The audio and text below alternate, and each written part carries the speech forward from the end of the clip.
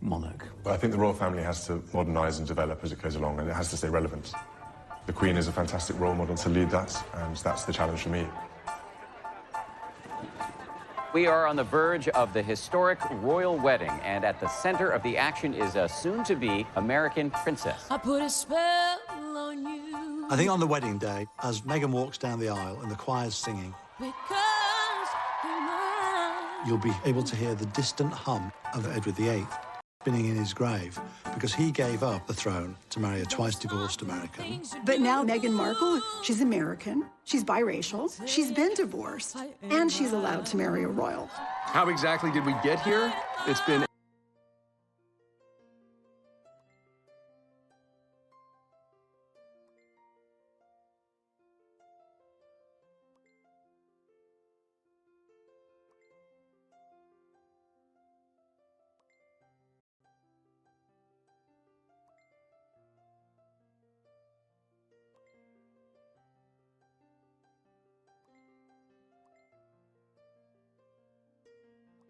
here. It's going to be a very difficult juggling act. Maybe things have moved slowly in the past, but they're certainly not moving slowly now.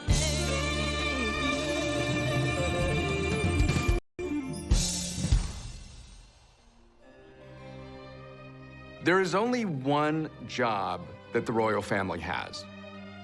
There's a lot of duty, there's a lot of protocol, there are a lot of expectations, but only one job: survive. And for 1,000+ years, no family has been better at surviving. Nobody's joking about the handbag anymore. Nobody's joking about the hats anymore. There's Queen Elizabeth, you know, keep on keeping on. Oh, really? Please. The births and the marriages. The love stories when they flourish or when they fail. It's the greatest reality show in the world.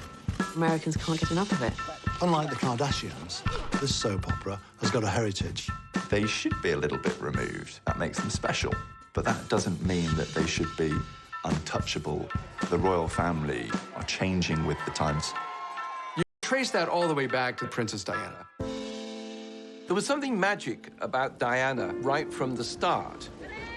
People just fell in love with her. I think there was almost a worship for her. Women are generally not encouraged to be rebels. Traditionally, they're encouraged to be silent, just do what they are told. That, of course, was not Diana. She was the golden goose. To express its emotions. And there were scenes I'll never forget. And I gave it this big injection of star power, and then she lobbed a couple of grenades into it. There's no mistress in the fairy tale. This is where the fairy tale cracks and reality comes in. And everybody believed everything that Diana said, that Camilla had wrecked the marriage, destroyed Diana's happiness. The death of Diana, that was probably the lowest moment for Queen Elizabeth. The British public in London were just going crazy, going, you know, where is the Queen? People really started wondering if the monarchy would survive. And now we have a new cast of characters. There's been a reboot. And people are tuning in. And that tune-in equates to billions of dollars. William and Harry were famous since the day they were born. So they grew up in this reality that they couldn't get out of. I don't think I'd want to Prince William because everything has to be perfect. Prince Harry knows he's not going to be the next king, so he can do what he wants. They are the future of this institution. The Queen is allowing the royal family to modernize and to rebrand, if you like. Even 10 years ago, if people had said, well, just wait till Harry comes along with a divorced American of mixed birth. Oh, no, that's not going to happen. When the engagement happened, there was this sort of outcry of racism. How much of a sense did you have, Meghan, of the enormity of what you were getting into? I did not have any understanding of just what it would be like. Brand, popular opinion, staying relevant, staying global is absolutely what the British royal family is about. Because, of course, if you lose that, then the British monarchy will fall. This is an institution that's got on the horizon a major brand crisis. And William Harry are the best hope they have of surviving that crisis. These are icons. They want to be like them, they want to feel like them, they want to look like them. When Meghan Markle wears something, it sells out like this. This will be like one of the only ways that you can get a selfie with them, stand next to them, and see them in real life. So, well, real life. The British royal family are at the highest point they've been in many a long year. And programmes like The Crown have brought a new generation to appreciate the royal family. There is something magic about royalty. It's really an American obsession with the Disney version of the monarchy. It's close enough that we can imagine maybe we could see ourselves in that world, but just out of reach so that we're always curious. Elizabeth has kept the crown viable going into the 21st century. That was by no means guaranteed. These are extraordinary scenes, and the crowd here along this stretch of the river are lining up 8 deep, and this basically goes on for 7 miles. The royal celebration underway across the pond this evening. 4 days of parties now marking Queen Elizabeth's Diamond Jubilee, 60 years on the throne. They carried the Queen on a tide of devotion, a monarch whose popularity, it seems, has never been greater. Certainly for someone of my generation, but I think younger generations too, it's very difficult to imagine Britain without Queen Elizabeth II. I've been with her all my life, and I've watched her all through everything, and I think she's amazing. She's done an incredible job. She's been our queen for 60 years, and I don't think we realise how much she is just absolutely loved. This is a woman who has literally seen every key figure of the second half of the 20th century. Queen Elizabeth oversees hundreds of charitable organizations. She's been at the heart of huge international political events and is probably the most politically accomplished person in the world.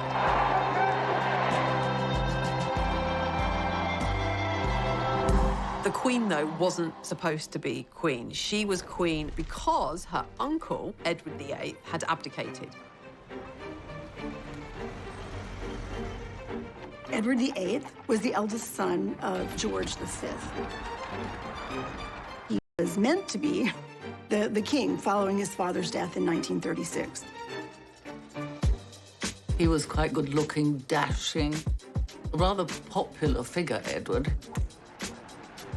He was at the center of American and British socialites. He was the heart of the party. He was incredibly popular, very charismatic, but he was weak. His own courtiers were struck at how emotionally underdeveloped he was. And along comes this extremely chic, ambitious woman. Wallis Simpson was a twice divorced American from Baltimore. Very practical person, quite tough. By all accounts, was something of a social climber and was very interested in making the acquaintance of Edward.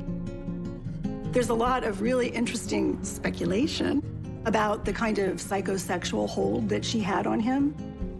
And because she was domineering, she filled some need that he had to be mothered. Everything had been kept under wraps. The British public didn't know too much. The monarchy had a tacit agreement between the British press that intimate details of a monarch's life. People were fascinated by him. And she, in her own right, had her own luggage. So people were fascinated by her and how she managed to bag the greatest bachelor in the world.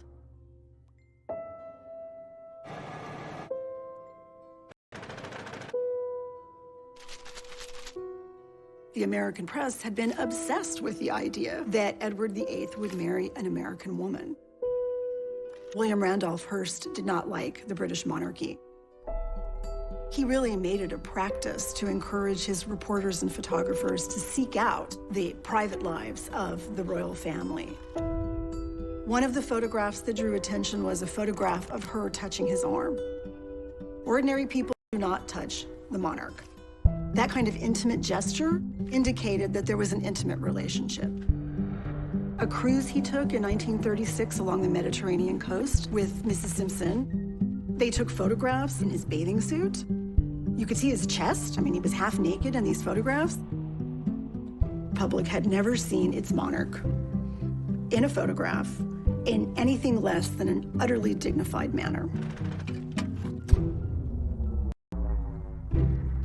Edward VIII was one of the first victims of the paparazzi. It was becoming increasingly impossible to keep this secret from the British public. What was it? Hark the herald angels sing, Wallace Simpson's pinched our king, or something. An American divorcee was going to marry the King of England. This was the scandal of the century. It was the divorce bit that people objected to, not her. There was a real taboo about divorce. And so Edward had to choose the woman he loved or his country.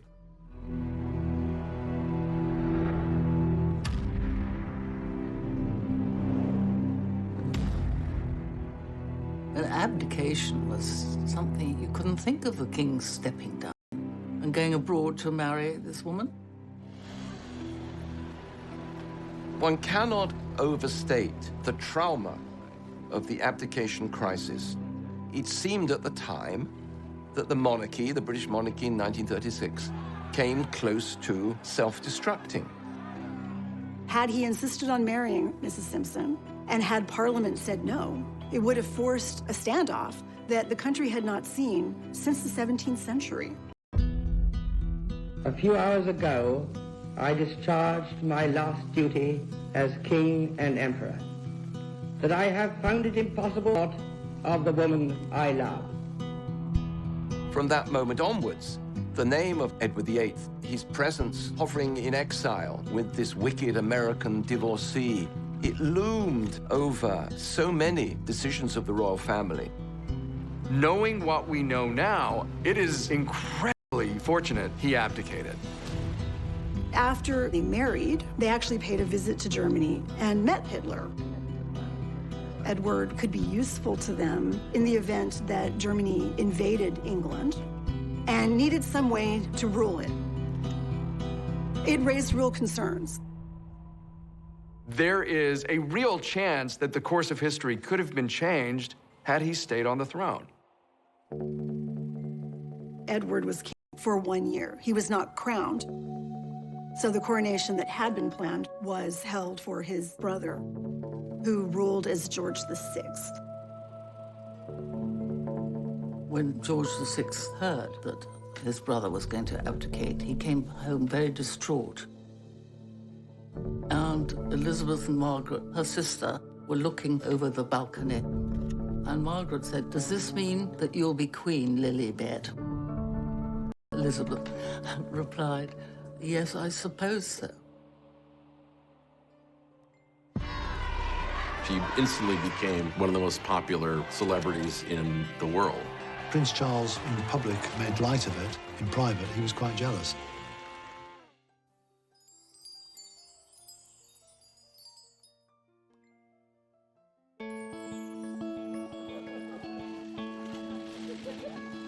I wonder whether George has, in any sense, started realizing who he is and what one day he will become. Well, as far as we're concerned, within our sort of family unit, we are a normal family, you know. I love my children the same way any father does, and I hope George loves me the same way any son does to his father. There'll be a time and a place to bring George up and, you know, understand how he fits in the world. The people who are going to fascinate us going forward are going to be those children. Particularly George, he will become the King of England someday. You have a very clear line of succession, which is something, of course, the British monarchy is always concerned about. The 2013 Succession to the Crown Act made birth order the criteria for succession. It no longer made sense for males to take precedence over females.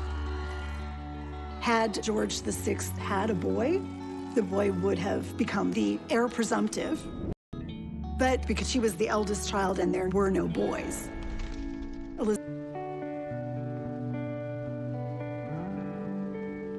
For the first 10 years of Elizabeth's life, she wasn't expected to be queen.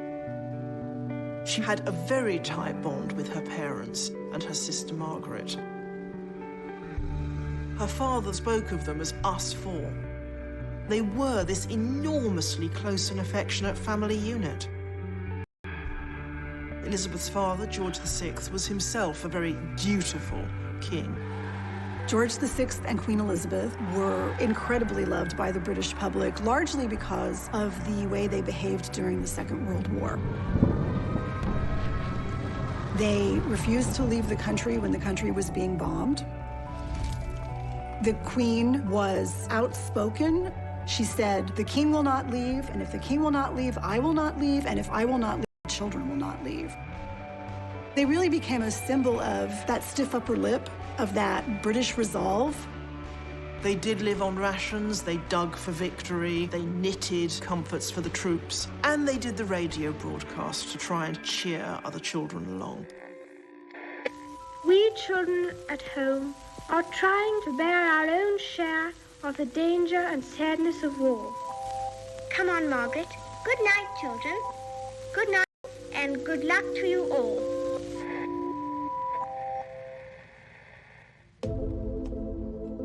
The war, in a way, gave Elizabeth a chance to be a bit more like other people. And it was Elizabeth herself who insisted that she should join the services and became a mechanic. That emphasis on middle-class morality and acting as a model for the nation is something she learned from her father. Throughout her life, she's tried to judge what was right and wrong. And her father had been very much the torch shiner into the dark space for her. And I think she's always used him as the template.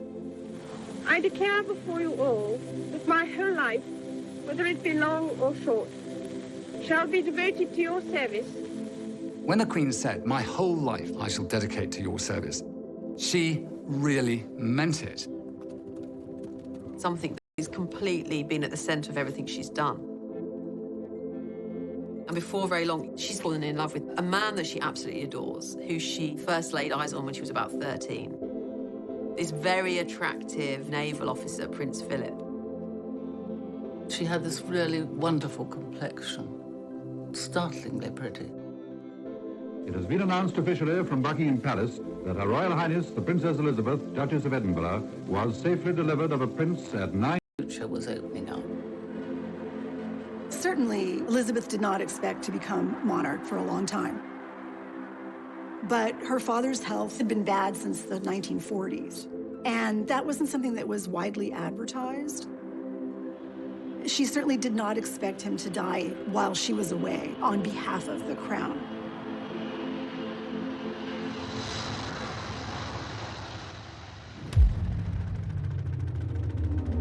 This is London. It is with the greatest sorrow that we make the following announcement. At 10:45 today, February the 6th, 1952, the King passed peacefully away in his sleep.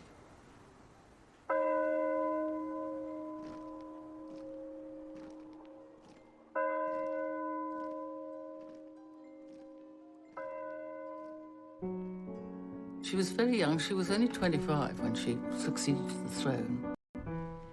The combined issues emotionally of her father dying and the assumption of the role of kingship were, of course, bound together. The rulers of Britain have ruled over the greatest empire the world has ever seen. She's Queen of Canada, she's Queen of Australia. She's Queen of 15 other countries. But at the same time, she was very well trained for this job. Here is a woman, her father was never supposed to inherit the throne, and therefore she was never supposed to inherit the throne. And here she is, Queen Elizabeth II.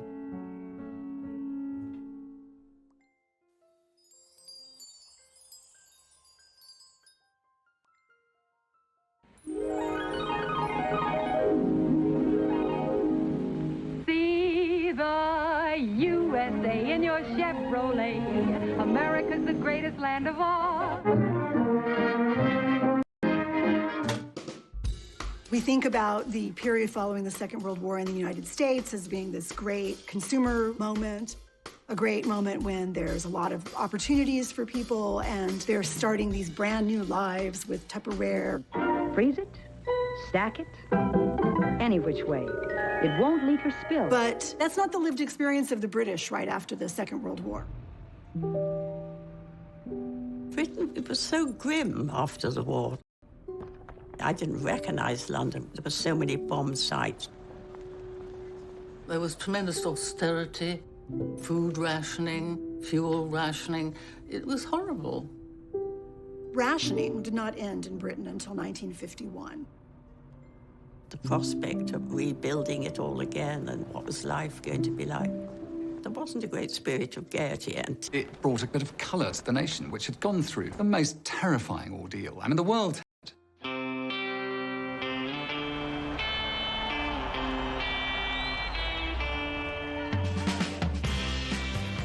Beautiful young queen, handsome prince. It was a whole new era. Here is the news.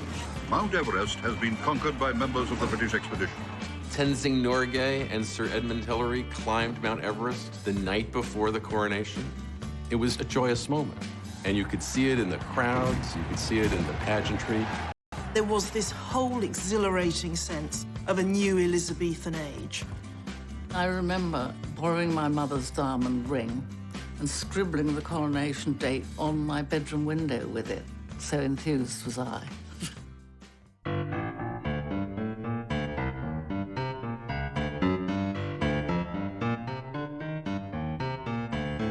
Coronation happens once a reign, and as a royal ceremony, it does give you a sense of where monarchy is, where the state is, and where the people are at that time.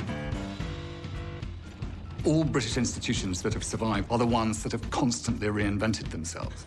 The modernising forces inside the royal family definitely came from Prince Philip's side. Prince Philip is really the brainchild behind the televising of Queen Elizabeth's coronation. Such a savvy decision.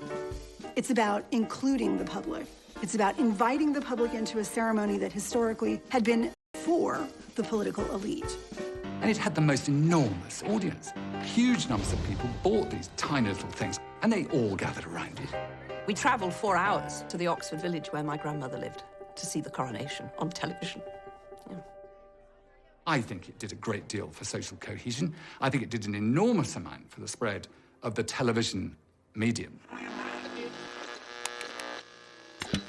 London, the morning of Tuesday, June the 2nd, the morning of Coronation Day. My grandmother bought a television for the occasion, and people from the village piled in.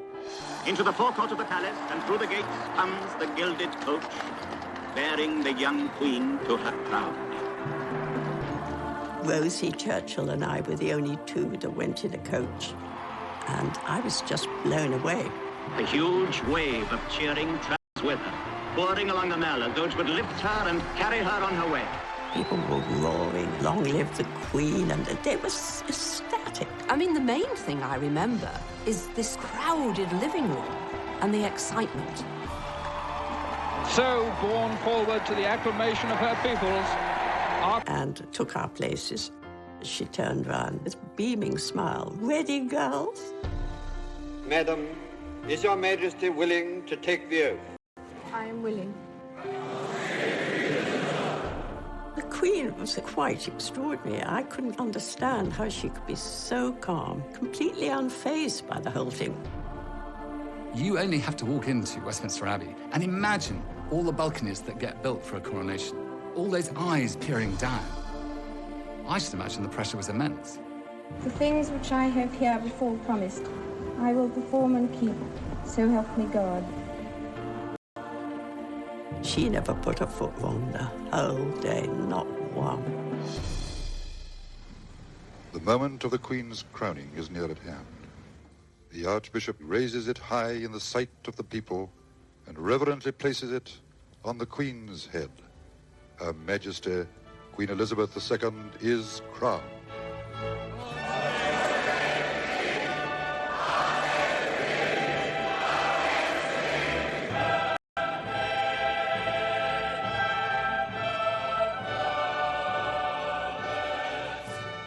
She looked very happy when we left the Abbey. I think when it was all over, she was very serious all the way through. As this day draws to its close, I know that my abiding memory of it will be the inspiration of your loyalty and affection. I'll never forget it, never. It was the greatest day of my life.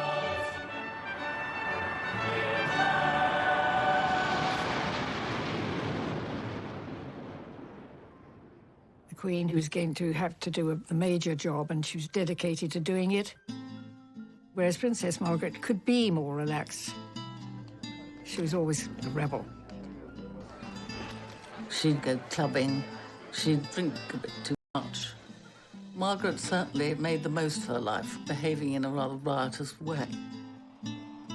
She had wanted to marry her father's equerry, Group Captain Peter Townsend, but he had been divorced. For a royal princess to marry a divorced man would say to everybody, well, look, we can do it, so you can all do it. They didn't like that then.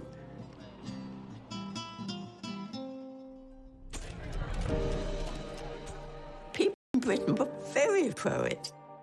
The Queen wanted her sister to be happy, but she could see that there were difficulties.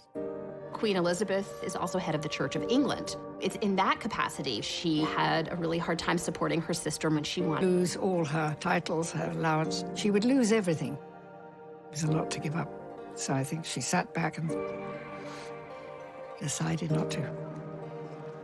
Princess Margaret's life was in many ways shattered by her love for a divorcee. There was this echo of the abdication. You know, you have to wonder, are love and royalty really compatible?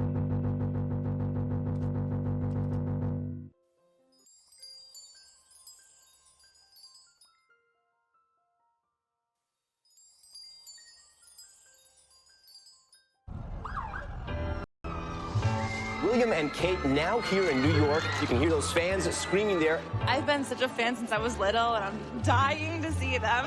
What is it that you like so much about William and Kate? Absolutely everything. We're so excited. Yeah, we're so excited. I can't wait to see them. The rollout of the royal red carpet for Prince William and a glowing Kate Middleton. I think they've been a nice, refreshing, regal addition to the city this week. All bets were today when the Duke and Duchess of Cambridge arrived in the city for their first official visit. Prince William took a detour to meet political royalty at the White House. The couple courtside at the Brooklyn Nets basketball game Monday, getting a glimpse of American royalty. King James, Jay-Z, and Queen Bee. These days, we think of America as almost belonging, as having more in common with the younger royals. But back when Elizabeth was a younger woman, she absolutely seemed to love that exciting, freer vibe she felt there. And America was very open to her. No one does a wedding like the Brits, but nobody does a parade like New York.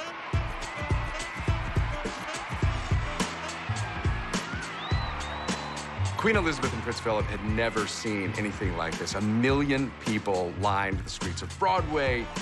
There was just a blizzard of confetti.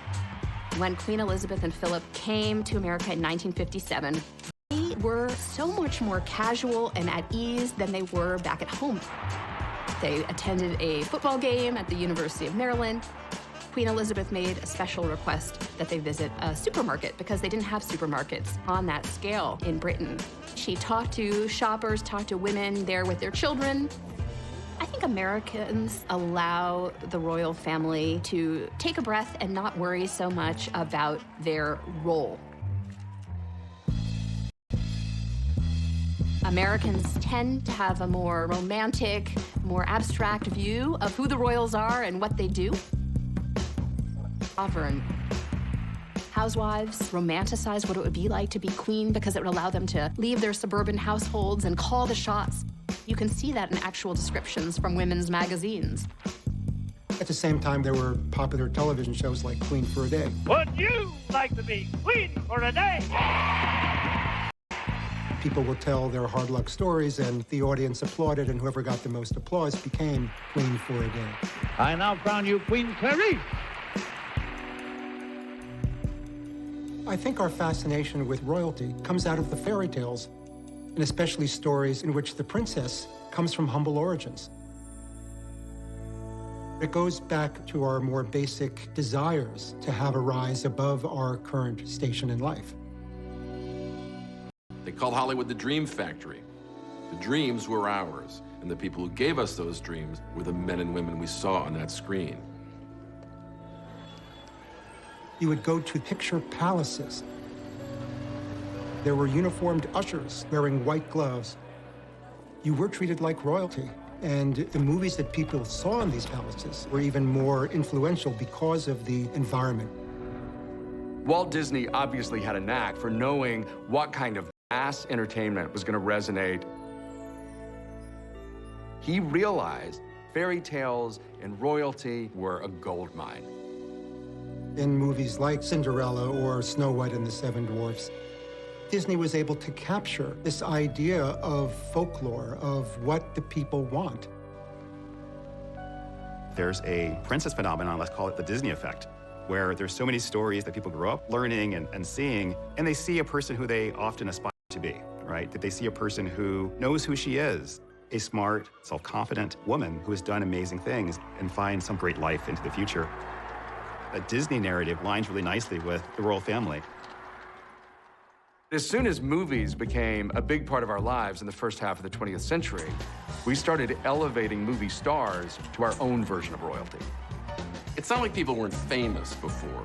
It's not like people weren't celebrities before. But when the movies were created, it was like being a queen or like being a king. From Marilyn Monroe to Clark Gable to Grace Kelly, they were just stunning individuals. Grace Kelly was the most glamorous person imaginable. How else could you top being the biggest star in Hollywood? You become an actual princess. She was kind of starstruck by the idea of royalty. Gosh, a European prince, wow. And so that was the famous marriage of hers to Prince Rainier of Monaco. Grace Kelly showed that is when a lot of girls began to believe that it could happen to them too.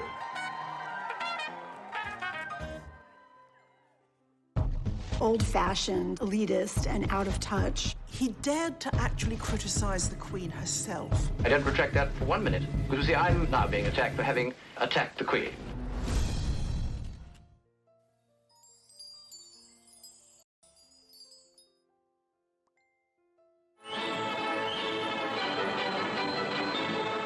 People say, well, why attack the Queen?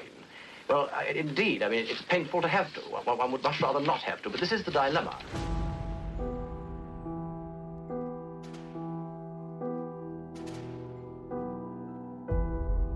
In her early years, the Queen did have some difficulty with the public relations aspect of her role. Glamorous though she was, beloved though she wasn't very approachable. I mean, to judge from your article, you expect the Queen to have qualities of a wit, you would like her to be a better orator, you would like her to be a TV personality, in addition to being a diligent, dutiful, and devoted monarch and a mother. What I'm suggesting is that in her public speeches and appearances, spontaneity should be the keynote. I want to tell you all how happy I am to be amongst you and how much I look forward to my journey through Australia. Her own natural soul is not allowed to come through. It's a sort of synthetic creature that speaks. Lord Altrincham, John Grigg, was a journalist who in 1957 critiqued the Queen for being very old-fashioned and elitist and out of touch. He dared to actually criticize the Queen herself. He said that she sounded like a priggish schoolgirl, that it was hard for people to relate to her, that she didn't perhaps sound as if she actually knew that much about anything. I don't retract that for 1 minute. Because, you see, I'm now being attacked for having attacked the Queen. He was even physically attacked by a member of the League of Empire Loyalists, who said of the fine that he was charged when he was convicted that it was the best investment he ever made. What made it worse was there was actually a germ of truth to this. The Queen was this shy young woman. She's the public face of the monarchy and she's a private person. And she's trying to balance these two things. Prince Philip was always telling her, smile more, look over there, Lilibet, look at the children. Just to look a little more warm and open. The Christmas broadcast of 1957 can be seen as a direct response to Lord Altrincham's critique. It's inevitable that I should seem a rather remote figure to many of you. But now, at least for a few minutes, We see her with pictures of her family around, and it is meant to give that sense of, yes, the royal family are royal, but they're a family just like us. It was the first such royal Christmas broadcast to be televised. She quite self-consciously spoke to the very concerns and criticisms that he had raised about the monarchy being out of touch. We can show the world that we are not afraid of the future. It's really difficult for anyone to maintain mass popularity. The public is fickle, the public is sometimes unforgiving. You have to be willing and able to adapt with the times, especially when there's a social revolution in the air.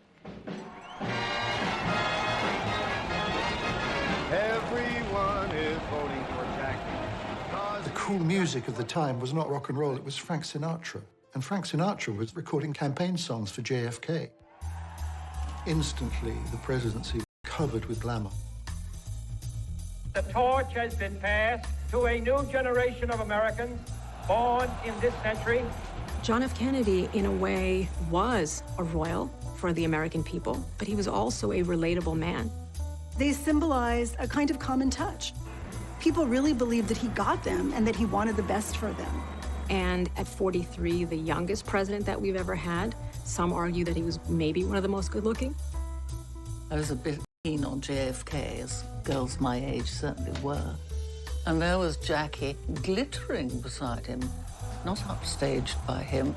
America's Queen, as Frank Sinatra called her. A real international star. I am the man who accompanied Jacqueline Kennedy to Paris, and I've enjoyed it. Jackie Kennedy really embraced a very fashion-forward sense. She says that I'm fresh, I'm new, I'm not going to let anybody stop me. And she really was herself. Paris, Vienna, then London. A hectic round of flying visits for the President of the United States. 500,000 people lining the route from London Airport to the West End just to cheer a hello to Jack and Jackie. There was something about when the Kennedys came over. I think it surprised us all that this was going to have such a massive interest to it. Crowds broke through at the palace, and once more the Kennedys got a big hand. I think that the British were drawn to two people who could be a little bit more freer than they were. The Queen was somewhat outstripped by the Kennedys. We're talking about people who transcended their role, people who electrified the world that way. Nobody could compete with JFK. The monarchy evolved with some kind of feeling for how successful the Kennedys had been. I can't believe that it wasn't in the back of their mind. Challenges to portray stability, portray the history of Britain without looking like hopeless relics of an earlier era. And in the 60s, they seemed to have a problem with that.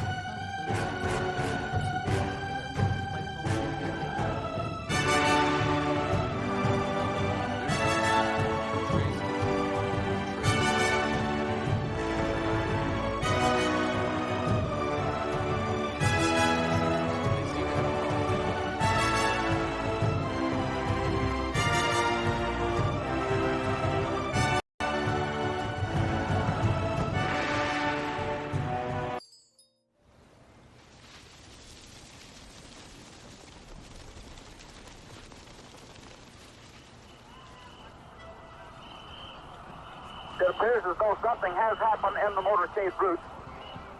Something is wrong here. Something is terribly wrong. Stand by. There has been a shooting. I repeat, a shooting in the motorcade in the downtown area. From Dallas, Texas, the flash, apparently official, President Kennedy died at 1 p.m. Central Standard Time, some 38 minutes ago. It was the most horrible thing that anyone could imagine. That this dash in American City was just shocking.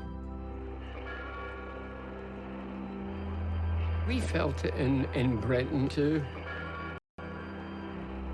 Jack Kennedy, he was a president that was loved. In memory of President John Fitzgerald Kennedy, who in death my people still mourn, and whom in life they loved and admired. Here was a man who had symbolized hope, who had symbolized these ideals, and those all seemed lost now. After a period of terrible trauma for the nation, America was primed for something fun and escapist. And then along came the Beatles. 3,000 screaming teenagers are at New York's Kennedy Airport to greet, you guessed it, the Beatles. I remember American friends of mine saying, we needed this after what we've been through. The welcome was just overwhelming. You can't photograph noise, but you can photograph the people making the noise. And they didn't let you down. I got every Beatle record at home, every Beatle record. America became sort of swamped by British popular culture suddenly in the 1960s. And the subsequent musical revolution that rocked the globe. We loved all of it. We loved the music, and we loved the fashion. We loved the haircuts. What is it like, a bunk to Twiggy? It's free. Americans started behaving and acting like Brits. That was the Rolling Stones. It's just mutual adoration. The brazen British invasion of America. There was nothing like it. The youth, the swinging youth. It was an invasion. Beatles mania swept the globe. The royal family, who you might not really associate with the Beatles, they're a little stuffy maybe. All of a sudden, the royal family is into the Beatles. It was only a matter of time before the Beatles made it. So came the summons to the palace. The news got round to the faithful that the world's #1 group were to be invested by Her Majesty with the most excellent order of the British Empire. The Beatles went to Buckingham Palace to receive an honor, a decoration. They were called members of the British Empire. I mean, everybody liked the Beatles. Everybody wanted a piece of that action. But the Beatles were big enough then that that did more for the Queen's reputation than for the Beatles' reputation. It did not make the royals cooler. It just was an indication of what the royals needed to do to even stay in the conversation. It's the first time monarchy actually, in a very interesting way in the 1960s, tried to get out ahead of this notion that they were out of touch or they were unapproachable, and they worked with the BBC to create a documentary called The Royal Family. The salad is ready. The Royal Family film turned out to be a rebranding of the royal family. The camera crew followed the royal family for 18 months through all of their ordinary activities. So we see Prince Philip at Balmoral frying sausages at a barbecue. And we see the Queen sitting at the dinner table with her family, talking about her day. It is extremely difficult sometimes. So I said, what an extraordinary remark to make, very unkind about anybody. The film was a great step forward. I thought it was charming. And I am the most appalling couple. It's really a vehicle for us to see a little bit behind the scenes so that we can understand the monarchy as people like us. Public response was very positive. People wanted to see more of the British royal family. Come around this side. Although the documentary got enormous audiences in England and in America, On the Queen's orders, it was put away in a vault and has not been seen in its entirety since. They realized that if they did something like that too often, they would cheapen themselves, letting the magic seep out. Some people say that this was sort of opened the floodgates, and therefore after that all the sort of tabloid interest in them, and that they would want to know more and more and more. Let the public into your sitting room, behind the sofa. And then they'll be over the other side looking at you. The problem with all these things is not the film that gets made with careful supervision, but what happens next.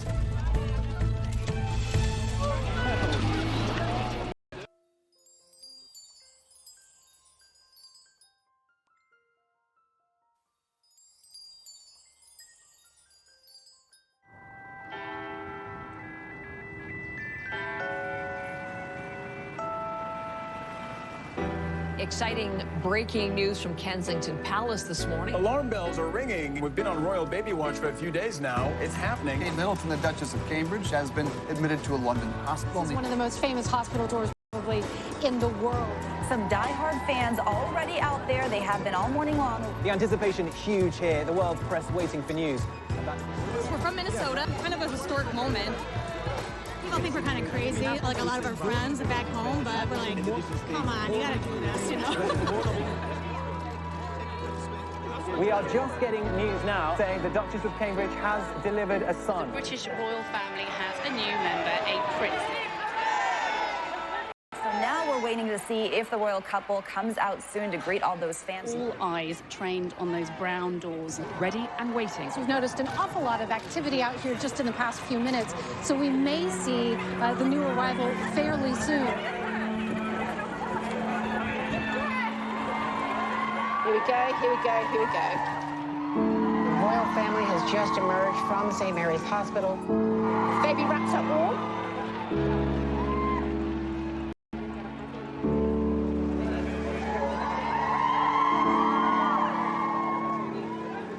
We screamed. Everyone was screaming, trying to get the pictures and videos. Like, if you can see, it's not just one type of person here, it's everyone coming together. From all different countries. Congratulations! So we're looking at about 70, 80 years of the baby. So why not say, oh, where were you when the baby was born? I was right in the hospital. That's the feeling you can never buy. Princess Catherine has had a little boy. He weighs 8 pounds and 7 ounces, and we're all very happy. It's the moment so many royal watchers have been waiting for. According to tradition, the birth announcement was also posted on a bulletin board outside Buckingham Palace.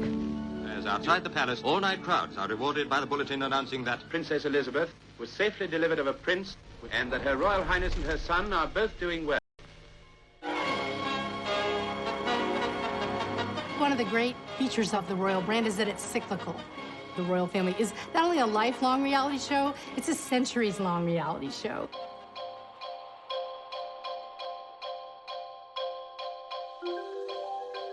We don't often chart a person's life from birth to death.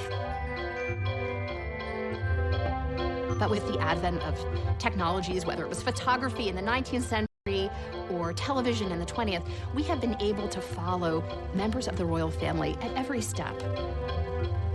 Whether it's birth or the first days at kindergarten, this allows us to be invested in these individuals. A heavy program of official engagements prevents the Princess and the Duke from seeing their son as often as they wish. It is only on occasions like this that they can enjoy the happiness of parenthood. Charles, it was his misfortune to need she give herself to her people. For 6 months, Buckingham Palace has been a palace without a sovereign. The Queen has travelled round the world. She reigns not just at Buckingham Palace, but in the 4 corners of the earth. Soon now, the royal standard will fly again from the palace rooftop. And we at home will say, welcome the Queen. He had quite a difficult childhood. His parents were very distant, not just physically, but emotionally as well. Everybody in those early years remarked on how stilted and formal the Queen was. Charles suffered from that probably more than anybody else. Charles and his mother were subjected to private reunions in public scenarios. But all of this, at the end of the day, is because of the growing power of the media. Previous kings had gone off to school or had their lessons with their tutors. We saw film, newsreel. Here is courage. Here is honor. Here is Gordonston, a school fit for a king. Prince Charles was sent off at a fairly young age to boarding school, and to one boarding school in particular, to Gordonston, where his father had been.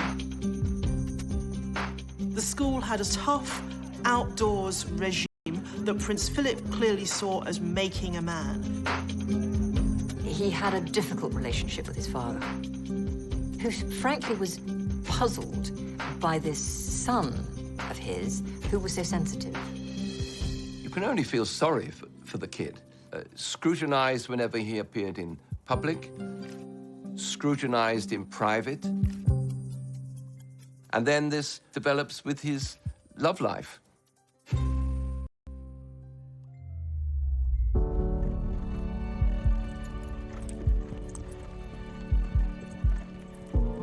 In the early 1970s, Prince Charles met Camilla Parker Bowles, and they were made for each other. There was a huge bond between Charles and Camilla from the start.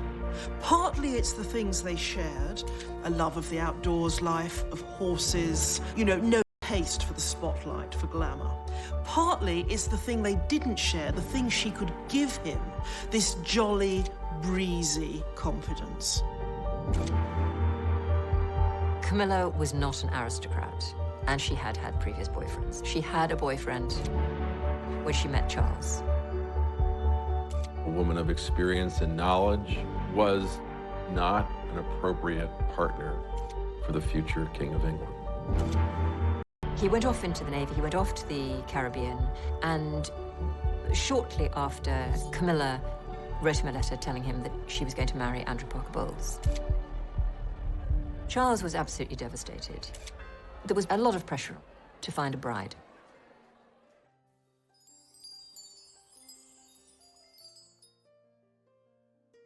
For many Britons, these are hard times. Britain has suffered one of the highest inflation rates in Europe. For many ordinary people, it's now an uphill struggle to balance the family budget. With all this, escalating prices and an inflation in violence. The late 60s and 70s was a difficult era for everybody in Britain. The economy was in the pits. For the 1.5 million unemployed in Britain, the pinch is even more severe. Those without work now account for 6% of the total labour force. And even the longer-term prospects for employment are pretty gloomy. It brought power cuts, and it brought a 3-day working week. Just how serious is the situation? 2 out of 3 of the city's workers were working their first and last day this week. We had inflation rates of, over 20%. We had a society that, riddled with strikes, with shutdowns. The state basically just came to a standstill. Garbage wasn't being collected. The royal family would be the point on which you would focus your animosity. It's a diamond-encrusted lifestyle that ordinary people whose families had worked for generations could not aspire to. And the monarchy seemed very much out of touch with that. The princess and her husband were guests of honor at a glittering ball. The princess was radiant, obviously enjoying herself. Charles, like his father, is a great sportsman and doesn't miss an opportunity to play polo. People were really struggling, and here we have a family that's living off the public. Our guest today on Meet the Press is His Royal Highness Prince Philip. The recent news dispatch from London begins this way. Queen Elizabeth has not had a pay raise for nearly 18 years. A situation that none of her subjects, the working class subjects, would tolerate for a moment. Then it goes on to detail the very high cost that the royal family must sustain on an allowance of $1,100,000 a year. Is that creating an awkward situation for us? Very. We go into the red, I think, next year. We never quite know with Prince Philip when he's joking and when he's really making a mistake. Well, you've had to close down certain large houses, haven't you? No, not altogether. We've closed down what we're interested. We had a small... He said that, goodness, yes, he might have to give up polo. It really didn't go down too well. That was exactly the feeling, that the royals were infinitely overprivileged. I wanted to do something for me, because look at me now, I'm nothing. It's a rich man's budget, that's all I can say. Make no mistake about this, the ordinary working people are not being hoodwinked at this one. The 70s, I think royals in general found that they hit a kind of rut of irrelevance in the culture.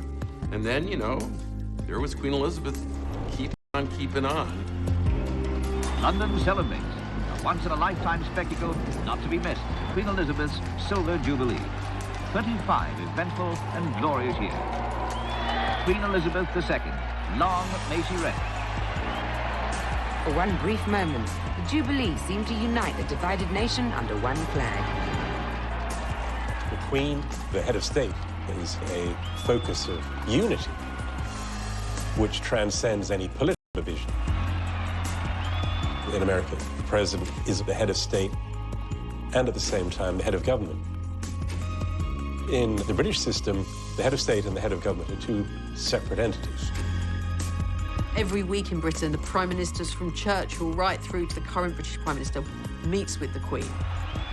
She can't express opinions, but she can ask good questions.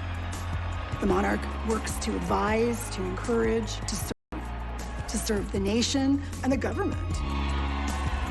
When I was 21, I pledged my life to the service of our people, and I asked for God's help to make good that vow. I do not regret nor retract one word of it.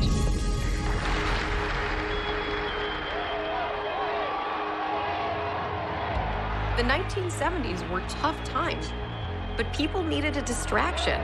And this Jubilee was just what they needed.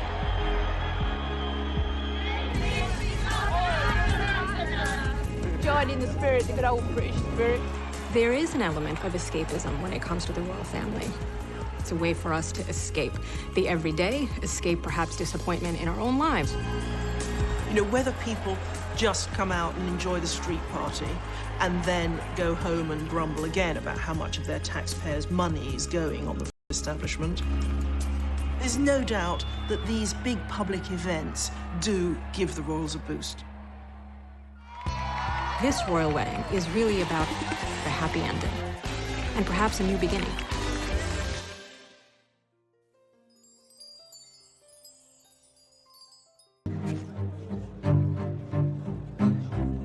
Charles grew up always trying to gain his father's approval and never quite succeeding. He went into the Navy, which was the service that his father had been in, and I suspect he did that to please his father.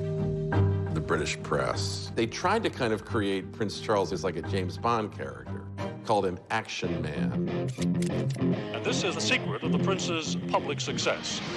Fly, shoot, play polo. All of these things the prince does rather well.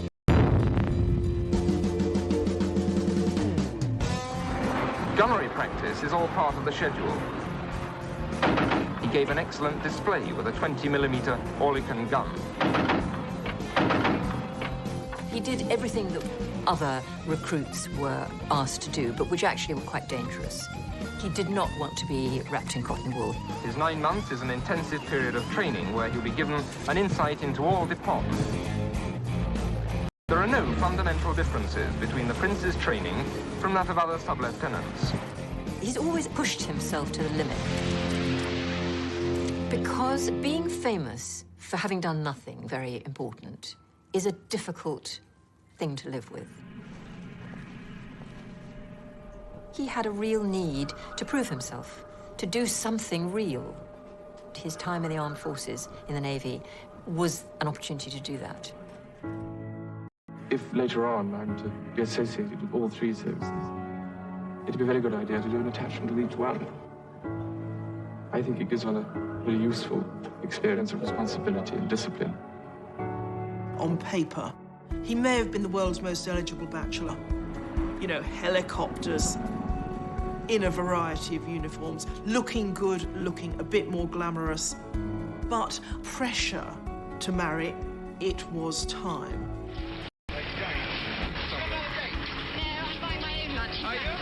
There was this kind of hysteria in the mass media to push Prince Charles down the aisle because he'd said that 30 was a good age to marry, and by the time he got to 32, everybody was saying, well, come on then. He's getting on a bit, isn't it? About time we got married. I think he should get engaged because he's getting older. People have been waiting for a long time to see who Prince Charles was going to choose as his spouse. Anytime anyone was photographed within 5 feet of him, they were the new princess. There were questions. The kind of dirt the press were looking to dish on any of Prince Charles's girlfriends was things like whether they had a past, whether they'd had boyfriends. Extra element that the future Queen of England was expected to be a virgin. And of course, the trouble is that that was terribly out of touch. The days when any bride was supposed to be a virgin had long gone. It made it a very difficult, tense situation for him.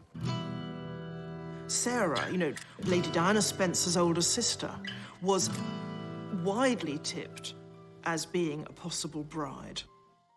It was when he was dating Sarah Spencer that he actually re-met, or you could almost say met, Diana Spencer. When he finally met Diana, she seemed the perfect bride for him. She was aristocratic, she was a virgin, she was a member of the Church of England. She was young. There were no skeletons in the cupboard. There was no fear of, you know, ex-boyfriends coming out of the closet. This shy, somewhat ordinary young woman who teaches kindergartners, and she's thrust into the limelight. Lady Diana was back at the Pimlico kindergarten where she teaches this morning, but polite as ever, she was saying nothing about her weekend with Prince Charles to the assembled press corps. Don't comment all that. Did you have a good weekend, though? It's work now, okay?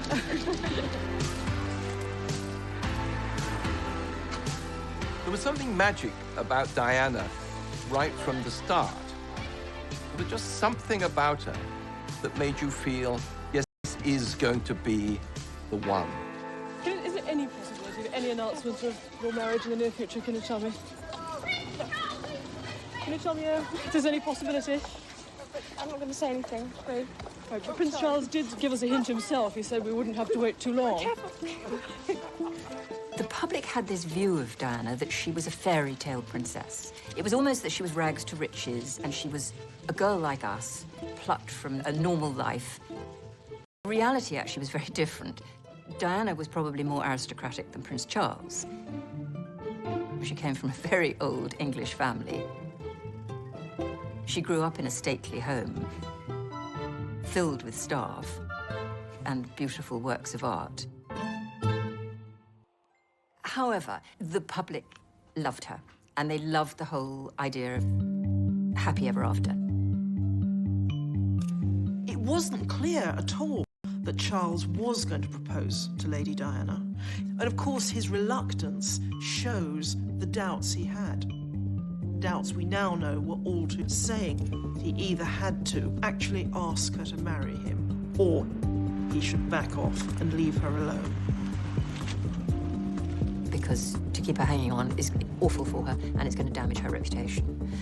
Charles misinterpreted this, thought he was being told he must marry Diana. From Buckingham Palace came the news that the whole world had been waiting for. Lady Diana Spencer is soon to become Her Royal Highness, the Princess of Wales. Wonderful. Perfect. Oh, thank goodness. I think it's really great.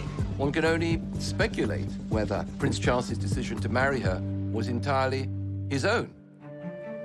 One has to wonder whether duty and sense of obligation weren't playing their role as well. On the public side of the palace, the crowd watched intently as the interview appeared on ITN News. It was exciting when he chose, and it was exciting who he chose, because it was Diana. and everybody was excited about her.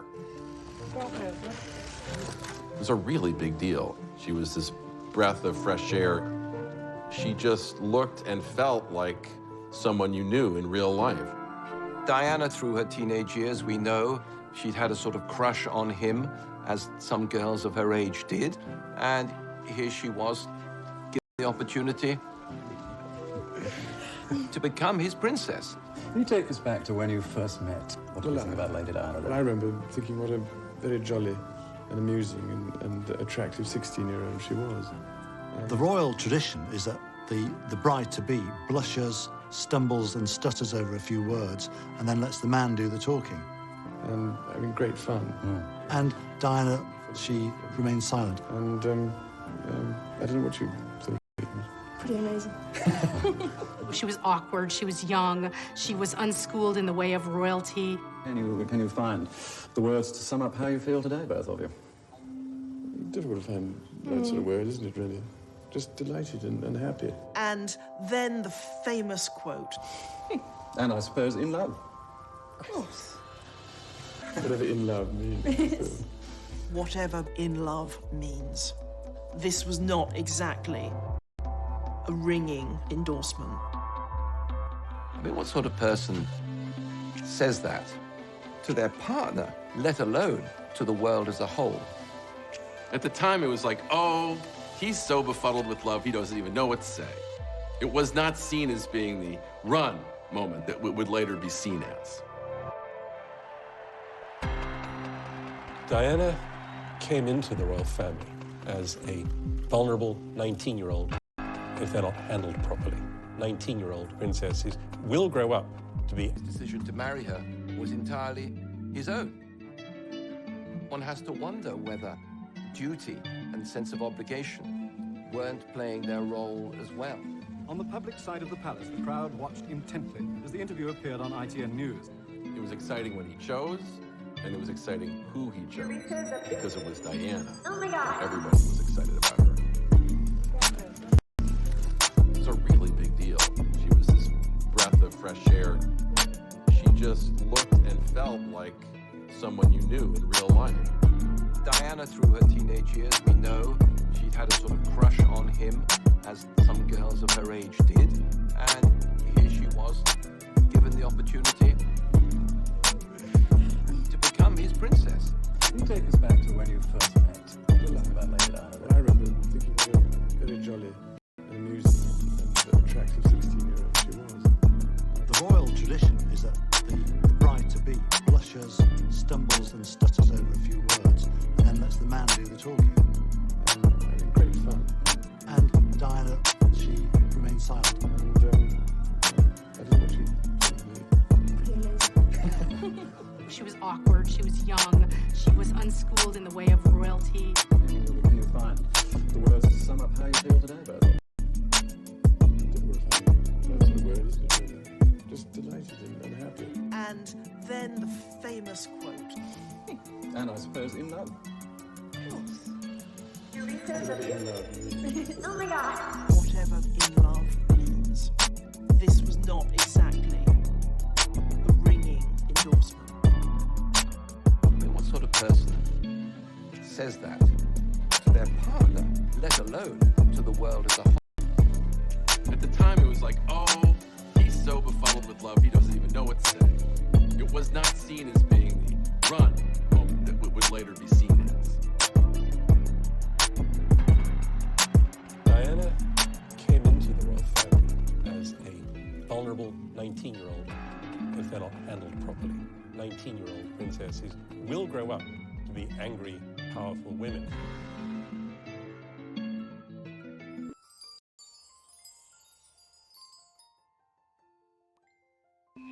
There's big news tonight from London. Prince William, heir to the British throne, finally proposed to his college sweetheart, Kate Middleton. It will be the wedding of the decade. Did you see this coming? Was he getting a bit nervous and jumping? No, not at all, no. It was a total shock when it came and I'm very excited. And it's a family ring. Yes, it's my mother's engagement ring. Well, I just hope I look after it. The engagement ring is a priceless and unique family heirloom. China factories are already gearing up for a royal wedding gold rush. Churned out it by the dozen. It's not an exact copy of the dress Kate Middleton wore, but it's close enough for admirers of the bride's style. It is important for the people to see something of themselves in the royal family, although there's always been a kind of aspirational quality. Meghan Markle mania. Millions trying to copy your most popular looks, so we decided to make it easy for you guys to do it. These are women that consumers all over the world look up to. They want to be like them, they want to feel like them, they want to look like them. Where, of course, the clothes. Fashion with a completely individual flair. She's beautiful. Diana fitted the bill. She looked, like a typical English rose. People were mesmerised by her. But when you actually look back, some of the clothes she wore were, quite frankly, ghastly.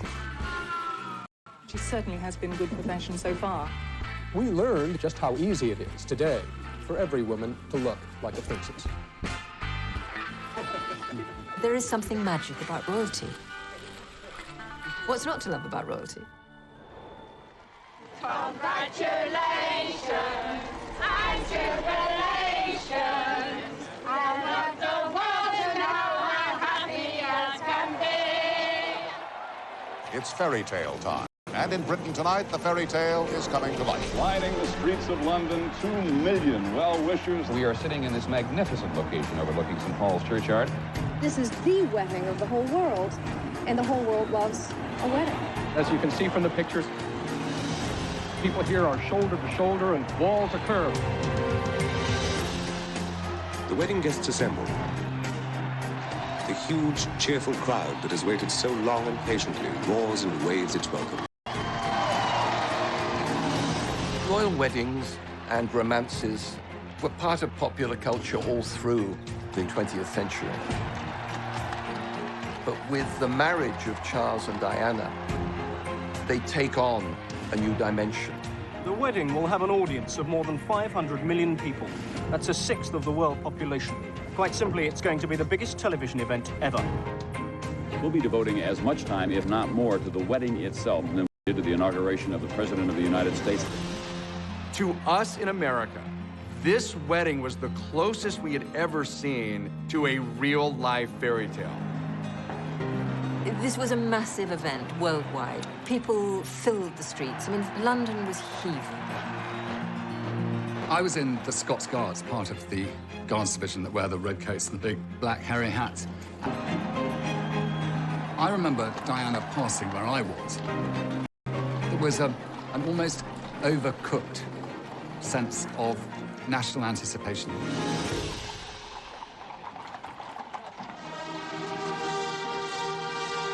can tell that she has arrived.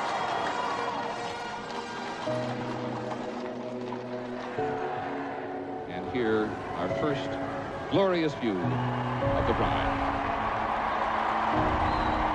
This is magnificent. I have never seen a train like this. Have you? I've never seen a royal wedding like this. The dress and all of the preparation, it was catnip to the world. It's a Cinderella story. And she does look like a fairy princess. She wanted it to be so special, and it is. What a day this must be for her, barely 20 years old.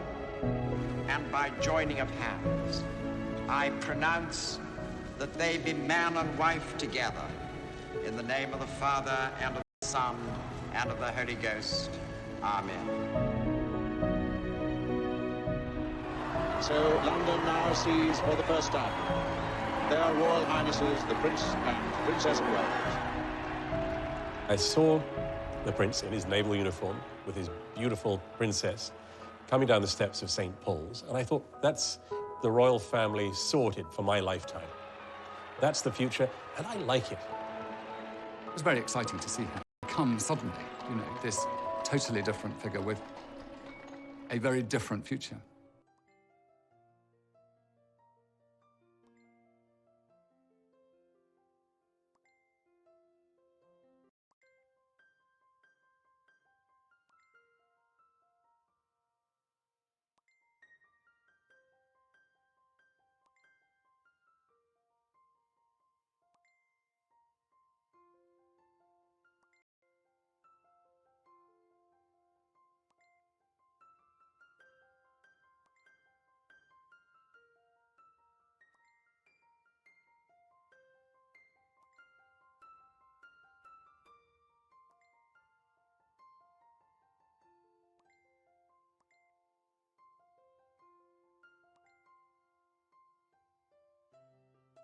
Princess of Wales.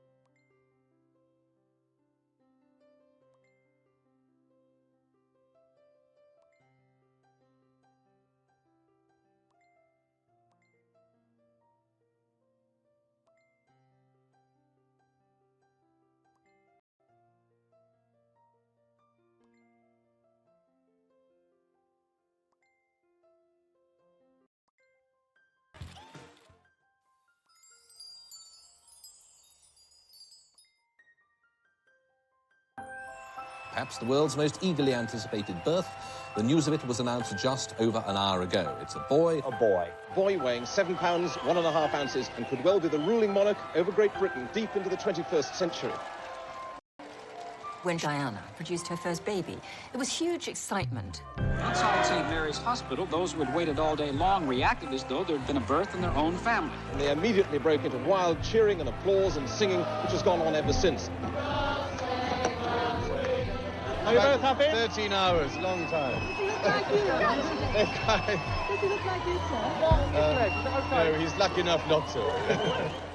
When William was born to this beautiful young pair who we had watched fall in love, it was the first point that he was adopted by the nation. For some, it was the experience of a lifetime. Oh, I cried. I couldn't help it. You cried? I did, yeah. As we all now see, that's a very iconic image for the royals to be standing in front of the hospital. But what we have to remember is this is pretty recent. It was a very special occasion. She was the first royal mother to have a baby in a normal hospital. Prince Charles and his siblings had been born at Buckingham Palace. The crowds and the media went absolutely mad. Britain's new royal baby, born yesterday, was today given a name. Prince Henry for short, just plain Harry at home. Everybody loves a baby. That's great. We go more gaga in this country than they do over there. Everybody loves it. Granny was christened in this, and I was. Everything must get so incredibly hot inside there, doesn't it? It was quite incredible, really. Prior to all the problems at the end of the marriage, everybody did look up to that. You know, it looked perfect to the outside world.